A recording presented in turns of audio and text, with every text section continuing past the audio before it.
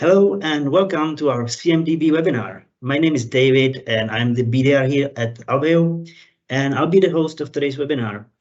Alongside me, I've got Jiri Janku, who is the solution architect, and you will meet him shortly. He will handle the actual live demonstration. Now, I'll quickly tell you about the webinar. It's going to take around 30 minutes max. We don't want to hold you up for more than that. You can ask questions during the webinar and Jiri will answer them during the Q&A section at the end of the webinar. And remember, you can ask about anything. So even if it might seem trivial to you, there are no bad questions. And of course, all of them are anonymous. And of course, you will get the actual recording of the webinar sent to your inbox either later today or tomorrow at the latest. And lastly, you can always visit our website, alveo.com, for more info, check out case studies, browse features which we won't be able to go through today, or book a demo if what you will see today catches your eye. Next up, here's just quickly something about us as a company. We've been doing this for more than 25 years, and we've done over 1,000 implementations. Here's just some of our customers, and let's say for the first 20 years, we focused on the market in the Czech Republic and Slovakia. However, in the recent last few years, we've entered the UK and US markets, so we are quite fresh in this space, you could say.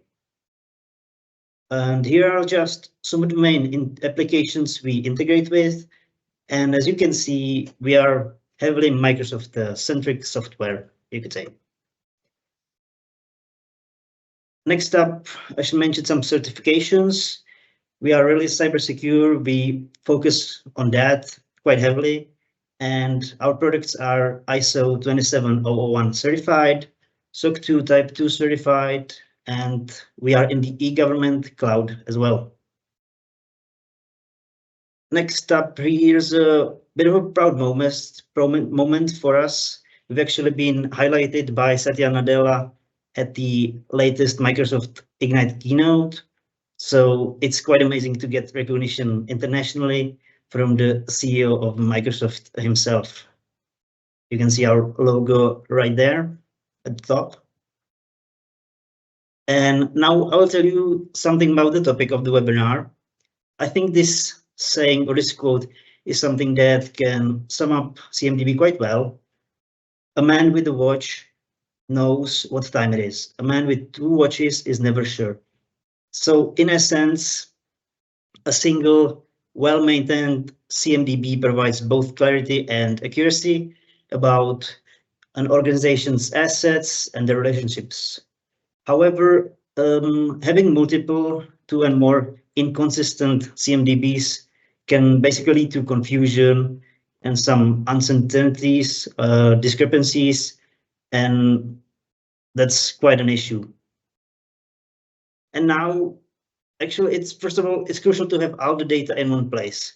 So CMDB, in this case, serves as a single point of truth for all of your IT assets, and having a single point of truth equals having consistent processes, and that's what you need. You cannot have fully functioning IT operations without a thorough overview of configuration items and their relationships. And of course, I should mention the buzzword of today's day and age, which is AI. And having a reliable CMDB basically enables you to efficiently use AI by the means of automating certain processes, which enables you to save resources and valuable time. And in the practical part of the webinar, Jiri will guide you through how Alveo combines the data sources to provide a single point of truth, how we work with the concept of ownership, what's the actual context of the configuration item related incidents, problems, and changes. And he will show you the health status of the configuration items, and also how to get most out of AI, how we manage the configuration lifecycle, how we check history, and how it can support you with your cybersecurity, let's say, responsibilities or endeavors, and what are the mechanisms to ensure the data quality keeps getting better. So this will be all from this segment, and without further ado, let me hand over the reins to Yuri for the practical demonstration. And Yuri, the floor is yours. Okay, thank you, David, and nice to meet you all. So greetings from Prague. So we'll guide you through our live demo and tell you about specifically how we do what David just described. So let's go there right away. So the first transparency, always starts with the employees themselves. So let's start with the actual homepage of our solution, which is, the place to go when you need any support, create, requests, report that something is not working.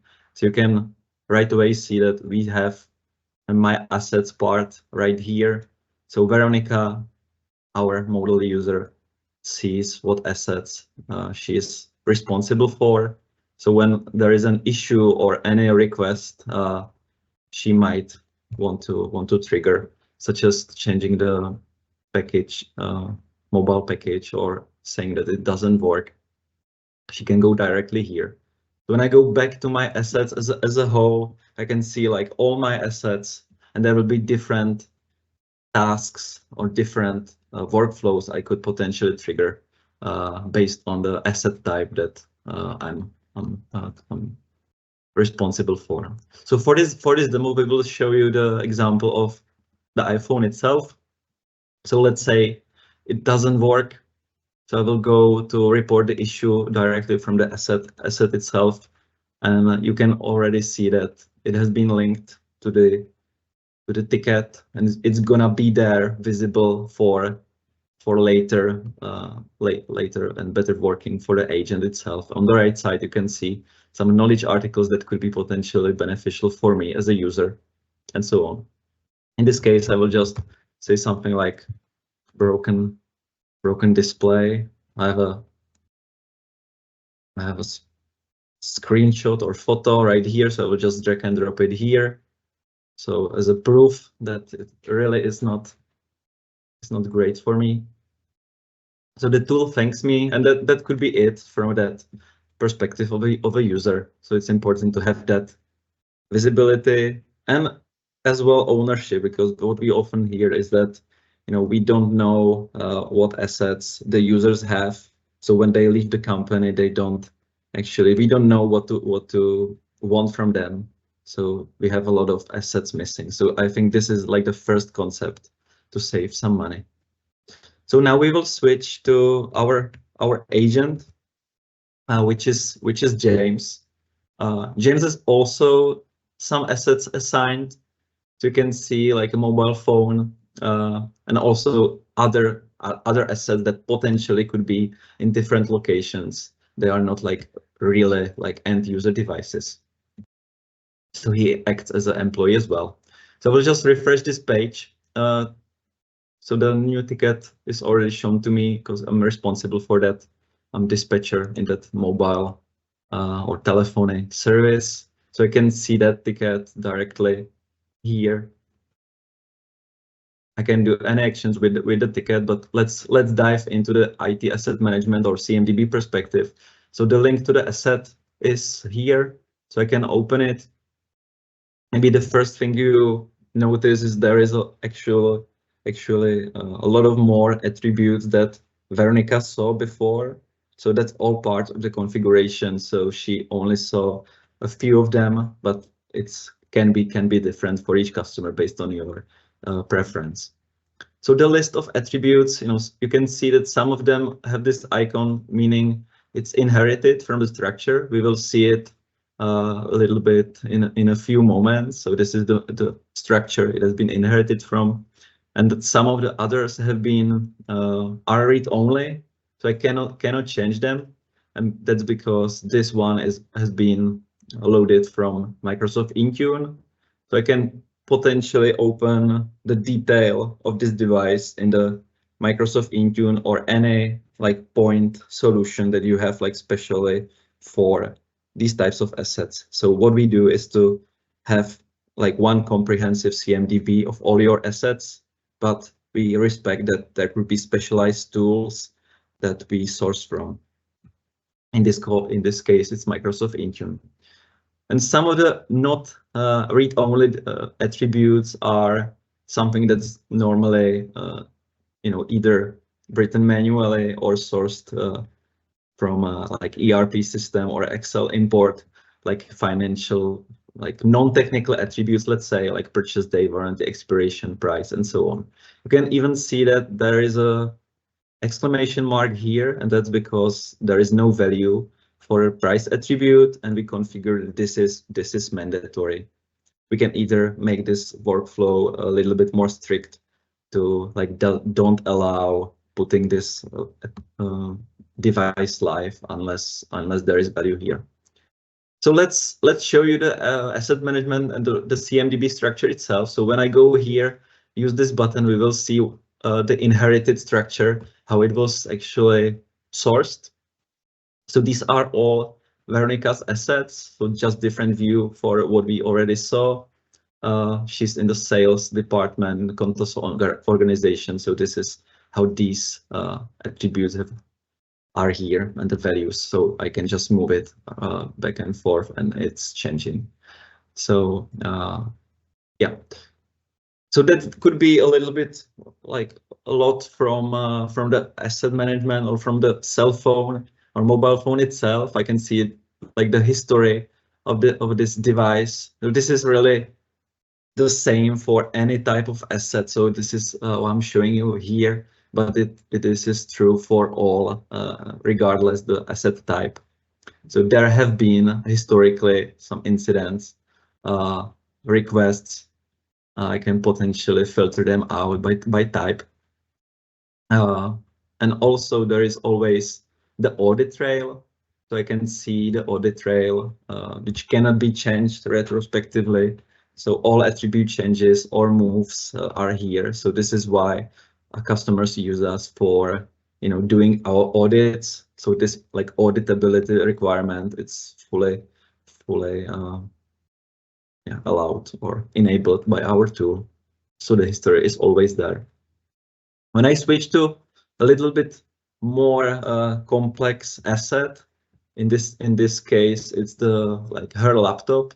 Again, we can see a link to a point solution. In this case, like Dell Portal, because this is a Dell Latitude. You can again see some of the attributes are read only. What is here, like on the top of like additional value, is that we scan the software itself, and also when pairing it with our software library, we can diagnose or show you what my licenses are missing, or the other way around, what licenses are there but there is no installation detected. So this is like a whole other topic for the software asset management for the intangible assets. So let's switch to the presentation again just for a moment to just wrap up what we saw. So the structure, your asset tree is different for each customer. It's really you can have it really quickly because have that users from Entra ID assets. There are different sources for that. We will get to that later. And the primary structure, that always depends on your preference and on your organization. So if you have multiple locations, it could be that maybe if you have a headquarter, then and more like floors and rooms are there, it's more detailed there, and the different locations are there just small. Like if you have like just stores or something like that, like with a few users and assets. So this asset tree is completely flexible, so it's always part of the initial like data layer of the implementation itself. So it's what we do. Then the asset lifecycle, again, just a really simple example. It starts somehow with different sources. It's imported, acquired, then it's being operational. tickets are being created and linked to that asset, as we already saw, which is like doesn't work. I want change of the tariff or something like that. And at the end of the life cycle, there is how that asset leaves the company or your organization. So it could be retired, discarded, or stolen, not found during the inventory audit or something like that. Regarding the assets or data sources that can be used, there is really plenty of them. We already described some of them. I would like to specifically point out our REST API that is used for any integrations and the Power Platform connector that we have, and some Zabbix PRTG integrations that are used with integrating to monitoring system. We have also our SNMP network discovery feature, which allows you to scan your network and just be sure that Alvo actually contains all you've got, regardless whether you have it somewhere in an Excel sheet or any like different tool that will also scan the network itself. And there is, a few other like different small utilities that can be used for that as well. So back to the tool itself. So let's switch to the more like CMDB related topic. This was like still like end user devices, even though the principles are the same. So let's find something from a like functional perspective, let's say, because we combine both the asset management lifecycle from also the financial point of view. So the physical assets are being somehow like bought, purchased, imported into the asset management. Mandatory fields are being updated. Then it's going to be moved into the asset tree under a specific user and so on. But the CMDB perspective is also something that has to, show you and help you with like what this asset configuration item basically from this perspective is used for, how that all fits together in order to provide a service, and when it doesn't work or you are planning a change, so you can see the whole context of that CI to help you, have like better and quicker decisions and minimize the impact of disruptions and so on, or potentially, ideally, prevent them from happening.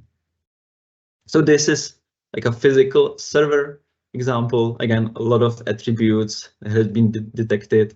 We can see on the related tickets, we'll just switch back here. So there is already one incident just open, which means it was sourced from Zabbix to create the ticket and already linked to this asset. Therefore, what it does is to have this exclamation mark or this icon that it doesn't work. So this is really important for analyzing further, so we can see like what is how that server is actually working, or why we need it from the functional perspective. So we will switch there in a moment, and before I do that, I'll just show you that the workflow or the tickets that are created are linked to that asset type. So this definitely the same what we saw before with Veronica's iPhone can be here as well. So I can potentially map specific ticket types, such as creating a normal change directly from the asset, and then there is a potentially specified form to trigger different workflow responsibilities and so on. So now let's go back to that ticket itself. So I will just open the incident record just to show you from the other way. So this is the incident itself. So we now move to the ticket part of the solution. We will also see it from here. So the CMDB diagram, which we already saw, shows me that this physical server, always the detail is here, is supported or hosting like virtual servers, and then they are in turn used to support or run specific technical services. So in this case, like Dynamics, but this is just demo data. So just be nice to us. And there is, and again, like different virtual server that is supporting different technical service. And in turn, this supports like service, customer-facing service, Dynamics, ERP system. So you can see that how all fits together. So you can make quicker decisions how to have this. So when I switch back to the tickets, I will see like different queues for various ticket types, so incidents, problem management, and so on. So we are certified for all of them. So when I switch back to incidents and specifically select something from Zabbix, we will see like big history of this ticket. The CMDB diagram, again, it's visible here. But what I want to show you here is the assistant to actually, this is the AI embedded within Alvo, which helps you to go through, like do the same stuff that your agents would do, to go through different places within Alvo to see like what might be the issue. Has this happened before? What are the similar tickets? And based on all information that is the AI like has as an input into the AI, the language model, the Azure OpenAI language models, we will just show this to make the decision even quicker. So you don't have to spend some time on diagnosing like the specific bits here and there. And this is really practical. We already have like use cases from our customers that tell us that it helped them a lot. So we'll be happy to showcase to you, and in further detail, we have already done that on a special webinar around AI.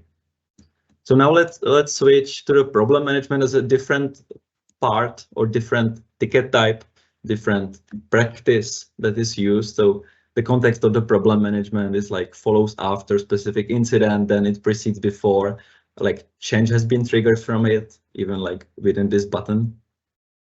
So when I show you the diagram again from here, this is like the scope of the problem management. And maybe what we notice here, there is this Dynamics supported by 3 technical services. We already know why is that. So there is the like server 01 not working. So that's why there is this exclamation mark. But maybe what you notice is that this arrow around cybersecurity requirements. So I will just dive into this a little bit just to open this detail. Now we are really deep, so we'll just open this in a new window just to go back to the CMDB detail. I just want to describe to you that this is something our customers use for their audit or security audits or NIS2 audits or ISO 27 or 27.1 or even SOC 2. So let's say like what this does is that there are specific attributes of the security, or all know that confidentiality, integrity, availability. They are combined into like total cybersecurity score. In this case, it's some of the parts. It could be different calculation, but when I go back to that detail or to show you this in a context of the tree, you have some like specific cybersecurity assets. Like some of them are primary, some of them are secondary. So when I show you specifically the Dynamics ERP from that like cybersecurity perspective in a diagram of links, of the CMDB diagram, how this works is that we already saw this detail with this calculation. So 3, 1, 3, this is 7, and then what requirements are posed to this primary asset from a cyber security perspective is then automatically propagated down the structure to their subsystems that are supporting it. So in this case, this secondary active or asset is not used anywhere else, so that's why the values are the same. But when I go here to this like subsystem, I can see there is a tree here as well. So this is like the highest you can get in this setup. And when I just want to browse, why is that? I can see that this one is not only used to support the dynamics, the primary asset, but also different one, which also puts requirements in this direction to the secondary one, and that has the tree here. So even though this like primary asset has a lower total cyber security score than the ERP, it poses higher integrity requirement here, so that's why it's here. So that would be from the cyber security perspective. That's really a lot of them that could be that we can dive into. So I will just switch back to the presentation just to finish this off. Also, like when you want to manage all of the data sources and the lifecycle and the data quality itself, like there is like processes, different people. So even though it's like single point of truth, you need to have like measures or way how to manage it overall and have a big picture. So that's where the reporting comes in place. So that's also on the top of different notifications that there is like a warranty is gonna expire in 2 months and so on. So there is a lot of these alerts. But when you want to manage it as a whole, we have a certified Power BI template to have like specific examples of CMDB or asset related, not only incident changes and so on, but also asset and CMDB related reports that could be further customized to your needs. And yeah, for the CMDB itself as well. So sorry to finish this off, but our time is approaching. So just handing you to you, David, and thanks for watching. Thank you, Iri, for this very insightful demonstration. And before we actually get to the Q&A section, we'd like to invite you to the Service Desk and IT Support Show 2024 that takes place next week. And we'll be at the stand number 225. So make sure to stop by and visit us for both days. Obviously, we'll be there Wednesday and Thursday. And furthermore, our own Philip Yandora, who is a software engineer, will have a keynote presentation on the topic of AI in ITSM on Thursday at 1 p.m. in theater number 1. So make sure to visit the presentation as well if you're interested. And I think we can get straight into the Q&A section. I'll let Iri handle the segment. So let's see if there are any questions. Yeah, I'm looking forward to Sid's show as well, again, like this year. So I can see some questions here. I don't know whether we will have chance to answer them all. So the first question is how the license model is structured. So we license, what we actually saw is the IT Service Management Suite. So that has 2 parts that are integrated heavily, as you saw. So the asset management part, that's licensed by or per number of computers. So if you have like 1,000 computers, for example, you will pay 1,000 licenses for computers. And then within that license, you will be eligible to use it for another like 50 times more objects, regardless the type. So that's why it's used heavily around like for non-IT processes as well, or non-IT departments. And the service desk part, the ticketing part, that's licensed could be licensed per number of users. So that's like the umbrella licensing the whole company, and we don't care how many like agents or administrators even are there. Or we can also use the agent licensing model or combine these two, how it suits your needs. Okay, so second question, when creating this asset tree, how long does it typically take? Yeah, like first of all, it's really quick, because if it's like the ideal world, we will have like the users from enter ID right away. From from attributes of these users, we will just create the primary structure automatically. So let's say we want to structure it by department, so it's gonna be built automatically and sorted. And the Intune devices as well, they have the primary user attribute. So we will just take that value and list it automatically below the user. Yeah, and what type of objects you may record in a CMDB? That's the third question. I think the last one we will get a chance to answer. Yeah, we don't limit that. So there is a like default set of templates, asset types, and attributes, but you can configure your own ones and to have really asset management of whatever. Actually, we saw really a lot of different types and attributes. So there is no limit there. If you are in the licensing scope of the like 50 times more than computers.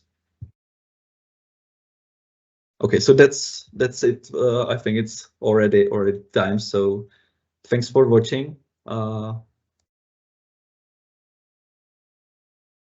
the last slide is this one. So thank you for watching, and see you next time on our webinars or at SITS. Yeah, that's all from our side. But if you liked the webinar, I hope you did. And if you'd like to know more, you can always message me or Yuri via email or message us on LinkedIn. You can also have a look on our website or our YouTube channel. If you go to our website, you can actually book a personalized demo if that is of interest. And I would say that that's really it from us. So thanks for joining us, and we hope to see you at SITS or any other day. And we hope you have a great day. Bye. Thank you. Bye.